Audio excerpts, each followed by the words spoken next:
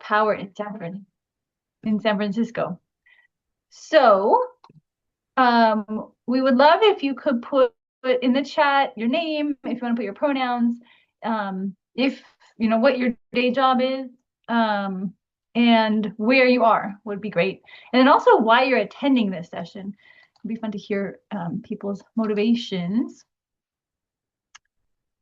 So like I said, I'm in Berkeley, and I guess while you're doing that, I'll share the story of how this conversation came to be.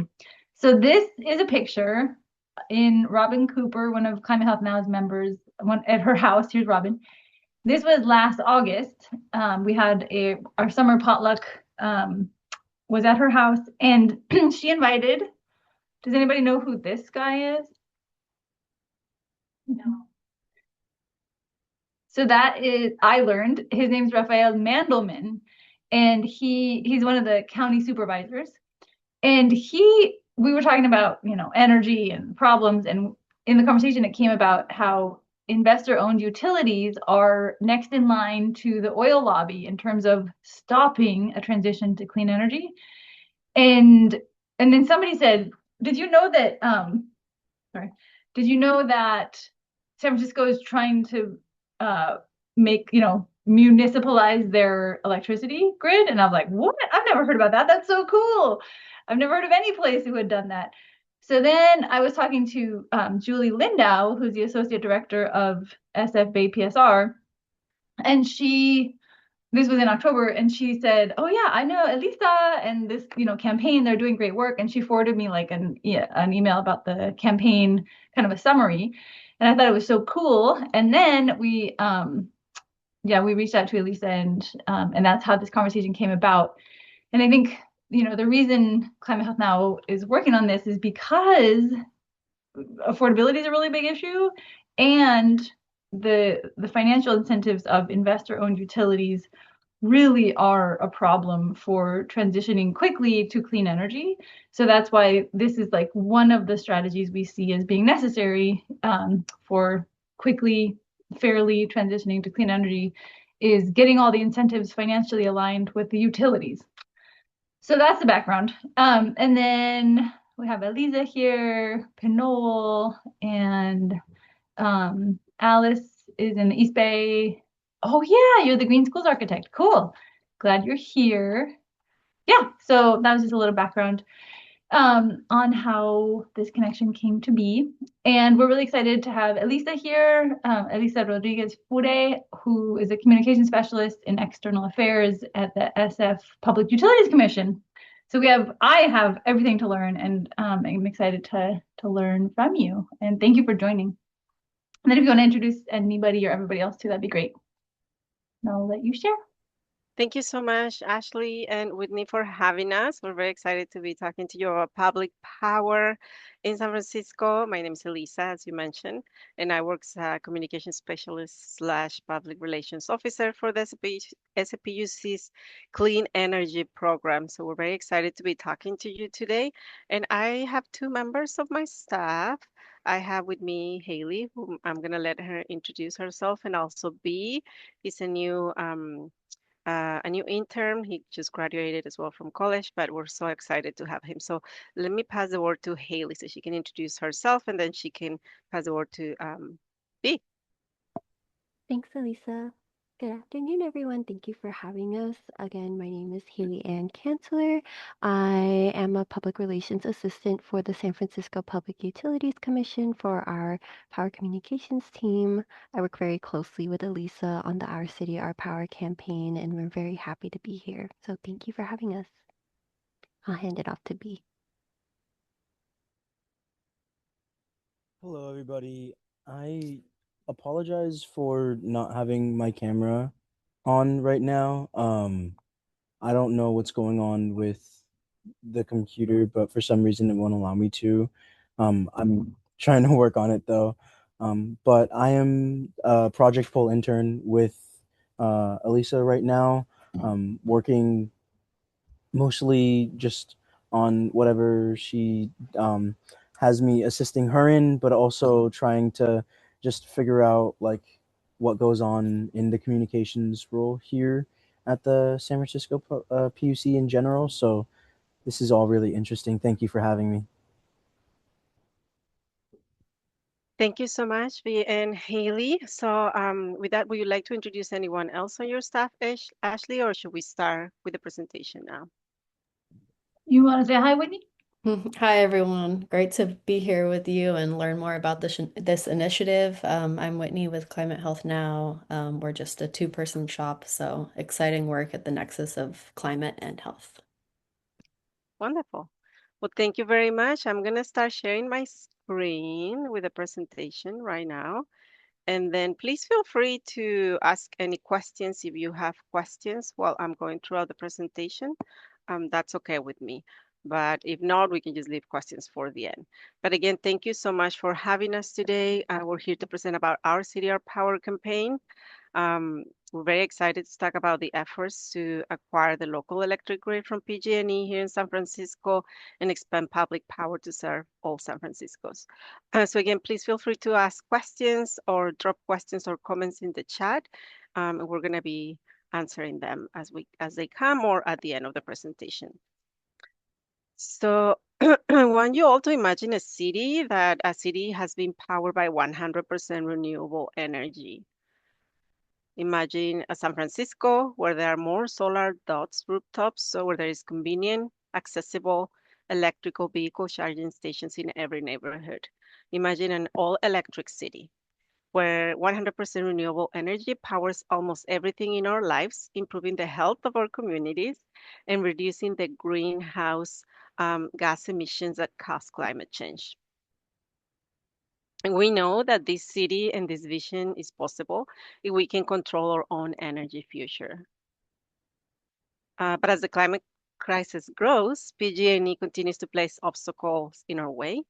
This company has long history of imposing unnecessary limitations and cost on San Francisco's use of the local electric grid. They drop roadblocks and they charge exorbitant fees for basic power hookups. They block everything from affordable housing to new transit projects. PG&E's aggressive moves are costing San Francisco millions, and they're also imperiling the clean energy future we want to achieve. So we know that public ownership of the local electric grid is a real alternative. We know that now more than ever, the ability to deliver clean, reliable, and affordable energy is critical to San Francisco. So public ownership, again, of the electric grid is a real alternative. And we know that we can do this by fully transitioning to local public power through public ownership of the electric grid in San Francisco. And what this means purchasing, owning, and operating our own power grid. And our city is united like never before to make this happen. So public power is not new. Public power is established and is growing. Today, there are more than 2,000 public power utilities across the nation, and they serve about 55 million people. As you can see in the map, they are all distributed in the map here. So these utilities are community governed. They directly own and operate their electricity grid. They provide safe, reliable power to their customers. And here in California, there are more than 50 publicly owned electric utilities. And these utilities supply about 25% of the state's electric load. As you can see in the map as well, public power is already serving cities like Sacramento and Los Angeles. And here in the Bay Area, we have several municipalities that have been providing public power to their community for decades. And those include Palo Alto, Santa Clara, and Alameda. And also public power is part of our DNA here in San Francisco. So we, the SFPUC, have been providing public power for more than 100 years. The SFPUC is San Francisco's local clean electricity provider. So we have two public power programs. One public power program and one community choice aggregation program. So there are two, Hetch Hetchy Power and Clean Power SF. Through Hetchy Power, the SFPUC energizes most of San Franciscans' most important municipal assets, like City Hall, also street lights. the airport SFO, the general hospital, also our public schools, public libraries, Muni, and some affordable housing sites as well. The SFPUC also manages Clean Power SF, which is San Francisco's Community Choice Energy Program. Uh, and again, Clean Power SF provides clean energy as well, but we also have the option of 100% clean energy. So Clean Power SF provides renewable power for about 385,000 residential and commercial customers across the city. And through these two programs, Hetchy Power and Clean Power SF, we provide more than 75% of the electricity consumed in San Francisco today. But unfortunately, PG&E continues to make it difficult for us to deliver our public power services today. So really the central issue is the electricity grid. Today, PG&E is a monopoly middleman between San Francisco's, excuse me, electricity supplies and or management and use of those supplies. And this is true for almost every street light, residential home, small business, excuse me, or any activity that relies on electricity to function. So all of the electricity supplies that flow into San Francisco and all of San Francisco's local clean energy resources like solar arrays, they must connect to the PG&E grid in order to get to electricity users. So this means that we have to rely and pay to use the PG&E own electric grid. And they have used this position as a monopoly grid owner to frustrate, to delay, and increase costs for both programs, Hetch Hetchy Power and Clean Power SF. Can we ask questions as we go, or should we wait till the end? Excuse me, you could. It's a little long presentation, so just letting you know that I guess we have an hour, right? But yes, if you have questions, you can ask them now. I was if you want curious to. just on the last slide, if you can explain the difference between the CCA Sure. versus what you're proposing. Like the CCA still uses the PG&E grid, but then it still has it's potentially more affordable and more renewable also. Yeah, you're But talking about Clean Power SF, right? yes. Yes, Or just yes. in general, like the CCA concept. But yeah. Yeah, so Clean Power SF was 10 years. But this year it has 10 years of service. So this was actually an initiative at the state level, the launch to get, it's a community choice energy program, right? So many of these programs were launched across California to give customers another option and also to offer more renewable options for customers and not only have PG&E. So I will talk a little more about how will this transition with a full public power owned utility we get to purchase a grid in San Francisco. Does that answer your question? Yeah, mostly. I was curious, like on that picture where it shows the Hetch Hetchy, the grid, or the PG&E, and then San Francisco. I think it's maybe the next Oh, slide. I see this one That here. one, yeah. So like Yes, with with the community choice energy, it's essentially the same flow as this. correct. Yes. So Uh-huh. we for both programs we depend on PG&E to deliver our electricity to customers. Hmm. Yes. Okay. Yes. Thank you. Yeah, no problem. Great. Um, I think this is my next one, right? Yes. So since 2018, PG&E has obstructed over 187 public projects in San Francisco. And these obstructions, they can range from unreasonable requirements, really unnecessary costs, a lot of delays caused by PG&E. Um, as you can see in the map, they can have a very direct negative impacts on the community. They have blocked some progress on like the city's critical priorities. This includes affordable housing, health clinics, actually, schools, parks, and other important infrastructure improvements that you can see on these icons. They are a little small, but if you have the presentation, you can zoom in and look at them specifically. Also in our website for this particular slide, we have more information about the projects that have been obstructed if you're interested in finding more information. And I see that Alice has her hand raised. Alice, you have Yes. Yeah, thank you. So just really quickly, for Yes. some of these projects, the obstruction is actually um, failure or stalling on solar interconnections. Is that part of what's included in the obstruction definition? Some new projects, yeah, they face delays for most of the part, and that's I don't have specifics on that, so I can get back to you on that question, but we do face a lot of obstructions in city projects as well. But are you, your question is more specifically about Yeah, solar it's roof on the roof? yeah, it's not electricity interconnection. Of course, the obstruction of that is, a problem, but also uh, obstruction or stalling on solar installation interconnections. Right, yes. So yeah, I'm happy to answer that with more detail because I don't have all the specifics on that. But yes, there are Thank you. obstructions on that as well. Thank you, Alice, for your question. Okay, so this is an example of how PG&E requirements affect space and cost. A lot of their obstruction involves, again, imposing unnecessary and unreasonable requirements on the city when we try to connect our infrastructure to the grid. So you can see an example here when the SFMTA or Muni was building a new restaurant for Muni drivers. PG&E tried to require the city to install equipment the size of an elephant to power one single bathroom, and this equipment was entirely unnecessary for this bathroom and will have cost the city $500,000, Elisa, which is I think really. there's like a announcement on your screen that we can see, the Oh, calendar. I'm so sorry. Thank you. I have three screens. My apologies. Let me just move that. Give me 1 second.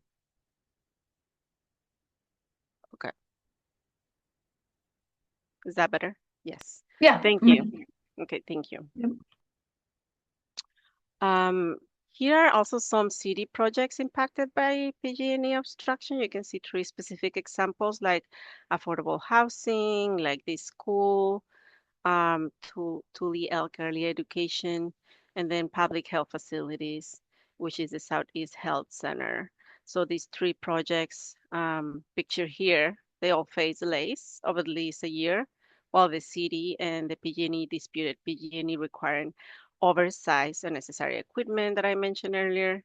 Also, all these three projects ended up avoiding installing the really large equipment, but still incur additional project cost of at least 150,000 to install smaller equipment that the city had determined was not necessary for safety and reliability. So the city was ultimately able to serve public power to these three facilities, but that's not always the case. Some city projects are forced to get power from PG&E directly, which means they will have to pay PG&E higher electric rates that continue to increase.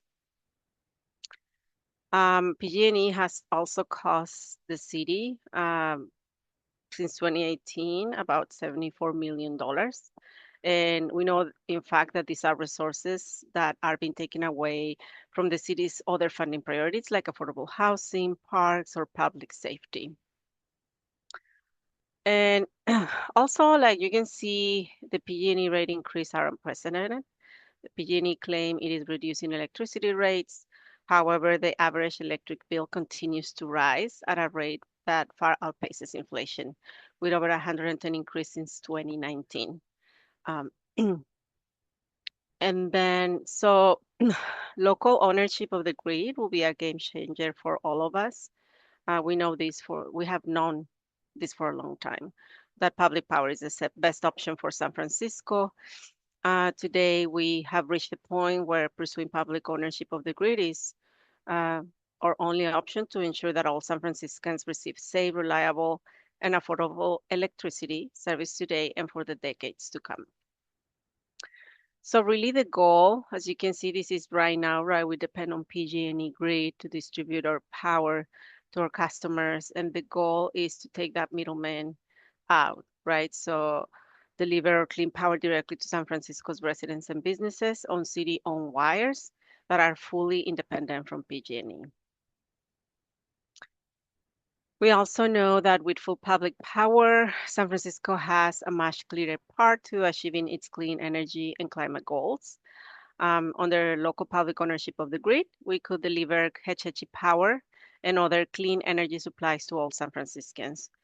We will also be able to reinvest and modernize the local grid and more easily connect renewable resources like solar and battery storage, like you were mentioning, Alice, and also expand electric vehicle charging access and support the greater electrification of transportation and building decarbonization to reduce our reliance on fossil fuels. So public power also ensures more affordable rates because investor-owned utilities have higher rates to support shareholder dividends, executive bonuses, and added costs inherent in a for-profit utility. Just in 2021, PG&E CEO made $50 million in annual compensation. So in a publicly owned utility, that money will be reinvested back into service delivery and community-focused programs, and also helping keep our rates affordable. So San Francisco publicly owned utility, Hetch Hetchy Power, currently offers the lowest electricity rates in San Francisco. So for most of our customers, our rates are approximately 30% lower than PG&E rates for Hetchy Power. So, and the truth is, public power offers an array of benefits for San Francisco compared to investor-owned utilities like PG&E. Public power utilities are non-for-profit service providers. Also, the public power business model is superior to the for-profit investor-owned utility model. Public power utilities are tax exempt, they have lower borrowing costs, and they reinvest revenues back into the local community. So those revenues go directly into services, programs, and operations and maintenance to enhance service reliability and safety. Public power utilities in the United States have shown to provide more reliable and more affordable service. Since public power utilities are community owned, they are also locally governed. So there's more transparency and benefit from public oversight, particularly when it comes to setting the electric rates. So also polling shows that San Franciscans are ready for full public power. San Francisco has always had the right under the California Constitution to operate our own public power grid. San Francisco leaders have come together around our shared values of transparency and local control. And we know that our city has the experience, it has the technical ability and resources to run our own power grid. And we're taking action to move forward. So as you can see in the graph here, in 2019, shortly after PG&E declared bankruptcy, we prepared a preliminary report for the mayor and the board of supervisors to demonstrate that local public power is the best path forward for San Francisco. So as part of the solution, the city made an offer of 2.5 billion cash offer to PG&E to purchase the electric grid. The city reiterated this offer a year later in 2020, and PG&E's response both times was that its assets in San Francisco are not for sale and San Francisco's price is too low. So to improve transparency and help the process move forward, the city asked the California Public Utilities Commission, not the San Francisco, but the California Public Utilities Commission to determine a fair price in 2021. So in consultation with appraisers, engineers, and financial experts, the CPUC is helping determine a fair price. And as that process moves forward, also the city is doing its own due diligence and evaluations, including environmental review. So we had an initial draft environmental impact report for the project that was released by the San Francisco Planning Department as the leading agency for this report, and that was released in March of last year, and a final report will be coming soon. And so how the city will pay for the grid? We will issue low-cost, long-term revenue bonds to purchase the PG&E grid. There is no general fund dollars that are going to be needed.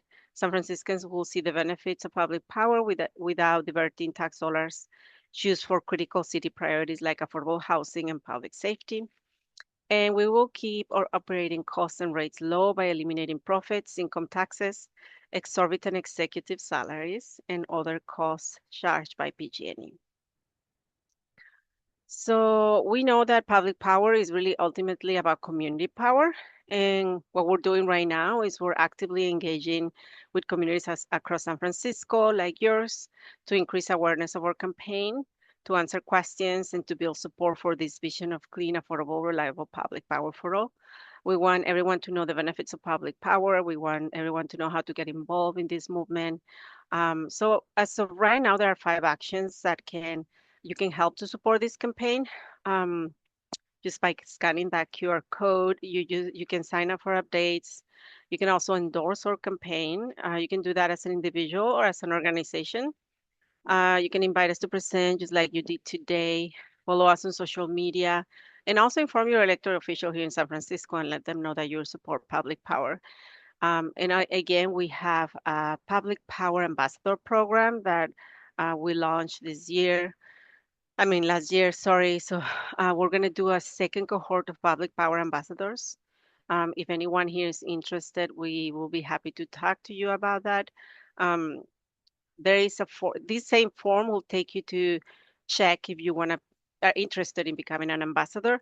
So please click in that form and we will contact you later with more information for the public power ambassador. And there is also in that link that I sent you, Ashley, you can potentially put that on the chat. You can find more information about what ambassadors do as well. Awesome. So thank you. So this is the presentation. We're very excited to take your questions now. And yeah, so. Thank you. Thank you, Elisa.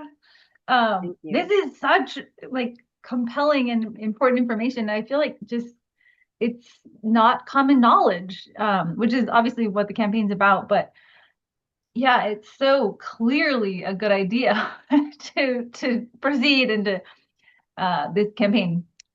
So would anybody like to share a question you have? Maybe while you're thinking of yours, I think I've asked you this, Elisa, but do you know any efforts where there has been an investor-owned utility, in the past like 50 years or so that then went through this process and became like municipalized and became public?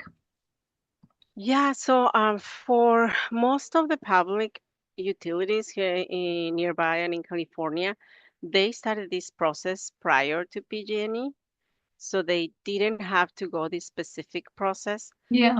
I know that there was another publicly owned utility that went through a similar process in another part of the country, and I can get that information to you, but I don't have it at top of my head. But I Yeah. know it took several years for them to do that. Yeah, it Mm-hmm. is. They at the end did it, but it took about 20 years for them to move Oh. to public power. Hopefully that's not our case.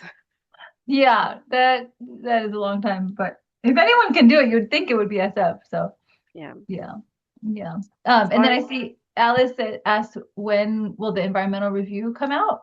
it's gonna come out soon, in the next couple of months. We don't know a specific date for that yet, but they're just doing kind of like the final reviews. So Mhm. yes, keep an eye on that. We're also sending, or obviously if you subscribe to our website, you're gonna get that information on your mail. Mhm. So please do that so you can stay informed. Cool. Okay. And then Alice, would you mind clarifying? So you said when the CPUC valuation comes out, will we inform CHN members? Yeah, I would say for sure. And also, Yes. filling out this form that was posted at 1 p.m. will give you like updates on the campaign. But Alice, what did you mean? Remind us of the former PG&E option offered.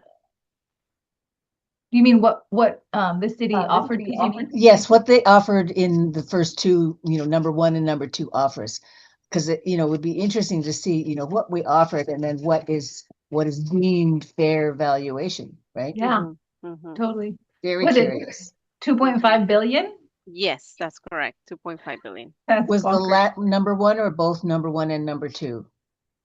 It was the same number for both occasions. Okay. Yes, that's correct. 2.5 million. Okay, so it'll be very interesting to see what the valuation is now. Yeah. Thank you. Yeah. Thank you for that question. Lizzie, do you have a question? And excuse me if I'm Yeah. not pronouncing your name correctly. No, you perfect. Just quick to clarify, was it 2.5 million with an M or 2.5 billion with a B? With a B. That's correct. With a B, like boy. Okay, Yes. got it. Just wanted to double check. Two very different numbers. One a Yes. little bit more eye-popping. Yes. I guess a question, dream scenario, public, power happens. What does it look like from the consumer end? Like I know you mentioned that prices go down, but there's also one of your slides that mentioned that at a local level, people are maybe more aware and more involved. Try to talk to somebody about public power and get them on board. How do I paint a picture for like the typical user? Yeah, so for the most part, as you can see, if you look across the board in with publicly owned utilities, there are more affordable rates, first of all, right? We don't pay shareholder dividends. We're not for profit, so we're trying to get more affordable rates for customers, and things get reinvested back into um, programs or grid maintenance. There is also going to be more opportunity for solar or battery storage in the city. Um, and then you asked one more thing. Can you repeat that? Yeah, I was just wondering, one of your slides mentioned kind of at a local level governance, are there going to be more opportunities? I know very little about public power, so apologies if No, no, this no, is no kind of worries. This is a good. simple question, but in my mind, imagine like, are people going to have to be like voting on things more, or are there going to be like more direct, like, are citizens going to be expected to Oh, be I more see, I see, I directly see what you involved? mean. Yeah, yeah, Yeah, yeah. yeah.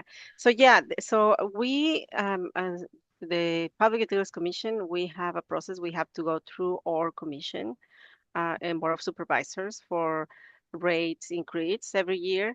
So there is more accountability, right, for public power versus with PG&E, we just get, informed that our rates have increased. So there is more public opinion. People you know, can give their opinion, and again, there is more accountability for that. Okay, cool. Thank you so much. You're welcome. Any other question or comment? I sort of have a general question around the state of the grid in San Francisco. Like, I know one of the reasons why, or at least my understanding, one of the reasons why the energy rates have become more unaffordable is just that the grid in general in California is quite old, and then that kind of compounded with the climate impacts and whatnot. And the reason why the rates are going up is in part because of the need for maintenance in these like more rural areas, and it's just much more costly. At least that's my understanding. But I'm curious how San Francisco's grid is, like if it needs a lot of repairs or what's the state of it compared to other regions. Yeah, that is a very good question and very technical question. I don't have the right answer for that, but what I know and heard is that PG&E hasn't necessarily give proper maintenance to the grid in San Francisco or other regional areas. Um, and that's something that definitely, the SFPUC and the city, if we take over, we're going to have to do a reevaluation of what needs to be repaired, how to modernize this grid, etc. But yeah, just to give you a more robust answer, I need to ask to our technical people here at the SFPUC, and I'm happy to follow up. We are happy to follow up with email later with those specific questions. Thank you. Yeah, because I am just generally curious about how more rural grids compare to more urban grids with regard to the money that has to be put into repairs and maintenance, especially given like fire risk and different factors. Yeah, Um, so I mean, just because people often ask this question, like, it's if we take over the grid, is this going to affect any other rural areas? And the answer is no.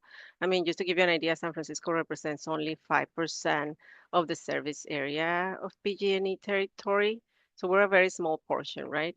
Um, of that. And um, for PG&E to purchase the grid, I mean, they can use that funding, that money to modernize other places, right? To support other people that have been affected by fires, etc.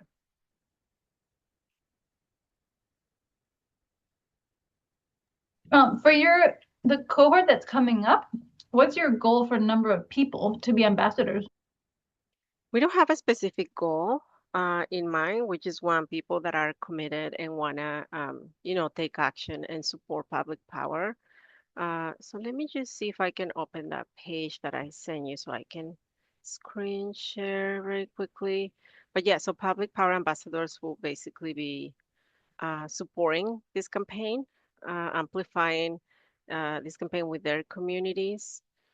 They will be potentially doing presentations or hosting events, raising awareness, inspiring action, obviously, with their constituents, or share, help us share in social media, help us get people to endorse the campaign, to call their elected official, again, host an event where we can come and talk to folks and let them know about what is happening and what we're doing with this campaign.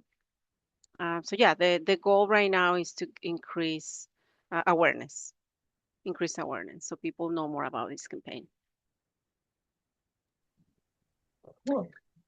And let me share these. But yeah, I would love for all of you to fill out this form and let us know if you will also want to participate um, in becoming an ambassador in the public. So hold on. And is there like a minimum number of presentations that you want ambassadors to give? There is no minimum. Okay, cool. Yeah. That's pretty approachable. Yeah. Good. Yeah. Does anybody else have any questions?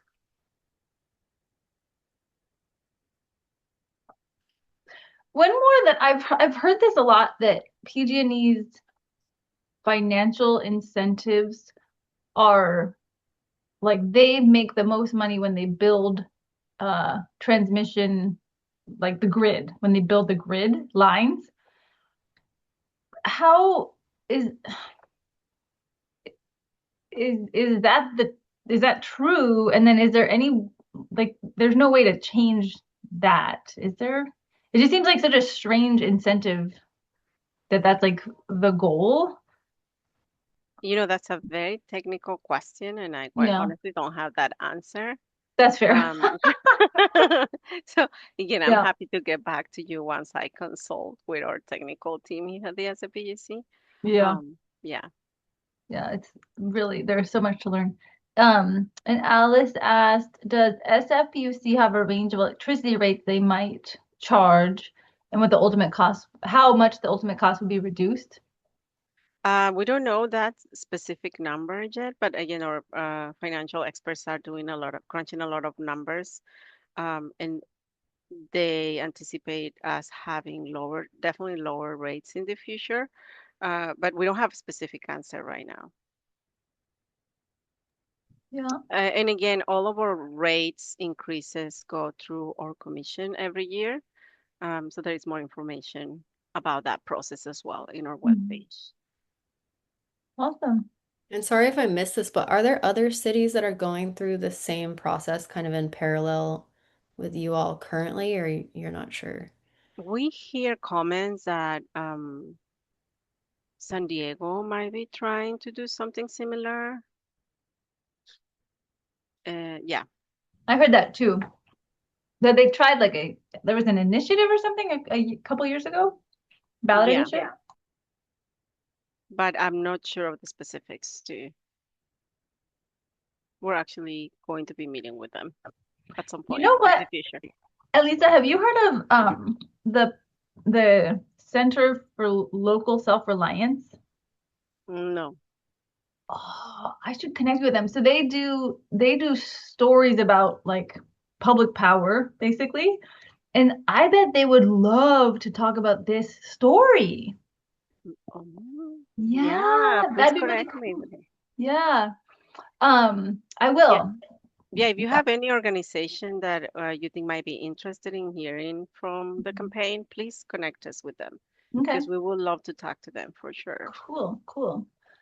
And then what sorts of capacity does the city need before it buys its own grid, like if Oakland were to try to?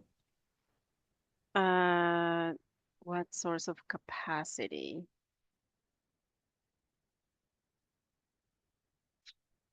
This is a very tricky question. Sorry. It's an interesting question, but I don't know. Again, I don't know if I have all the answers. But what I can tell you is that our city, I can speak for San Francisco, right? I don't know, Oakland, but I can tell you that in San Francisco, the city has the experience, obviously. We have been providing public power for more than 100 years through Hetch Hetchy Power. So we do have, we know we have the capacity and we have the technical experience behind this as well. I don't know if that answers your question, Alice. Reclaim our power. Okay, so yeah. We are actually in connection with Reclaim Our Power. We meet often with them. Their campaign is more like at the state level Mm. rather than the local level, but they definitely support us in San Francisco. Yeah. And yeah, we often meet with Reclaim Our Power. We're in touch with them as well. Cool. Cool. So I think we might start to wrap it up, but I'm going to connect you to the Institute for Local Self-Reliance and their podcast because I think they would love to have Elisa share also. And it'd be really cool to support this story, going farther, obviously. And I hope, does anybody want to fill out the form to, stay connected to the campaign and then learn about becoming an ambassador potentially? Let me drop the form again. Sorry, what I dropped on the chat was information about the Public Power Ambassador Program, but here is the form, the Nice. Take Action form. So Cool. if any of you would love to fill it out, we'll call you later. That sounds really good. Yes. So I'm gonna share this screen again. Victoria, we've talked about this, and I know you joined a little late. So if you have any questions or anything, we're happy to bring them up. Victoria lives in SF and knows about this campaign. Just make a little space for you if you want. Oh, thank you. I appreciate that. And sorry, all. I was helping host for my day job a webinar on data center impacts to our electric grid in our state. So related, similar. Yeah, but I'm going to sign up for updates. Would love to stay updated. And I know last time we talked about like the status of where the bid was at, right? Waiting, but in the meantime, happy to be involved in, the public education efforts, helping connect with other groups to learn more about this. So thank you again for speaking with us. Yeah. That's wonderful. Thank you, Victoria. Yeah, we look forward to connecting with you in the future. Yay. So really quickly to wrap up, and again, thank you to Elisa and your team for joining. So if anybody's looking for, I don't think anybody here is a physician, nurse, or a clinician. Is that right? I'll just skip this if so. Okay. So we are working on our social media presence. Climate Health Now is. So if you're on Instagram or LinkedIn and or Facebook, we would love you to follow us and amplify, yada, yada, because we're trying to, get more attention there. And then we'd love your feedback on this meeting and, what you think we could do better, differently. So always open to feedback. And I think that's it. So thank you again. Really appreciate the work you're doing. It's so awesome to be, giving PG&E a run for their money, literally. And we want to help make it happen. So thank you and hope everybody has a great afternoon. Bye. Thank you so much for Thank having us. you. Bye. Bye-bye.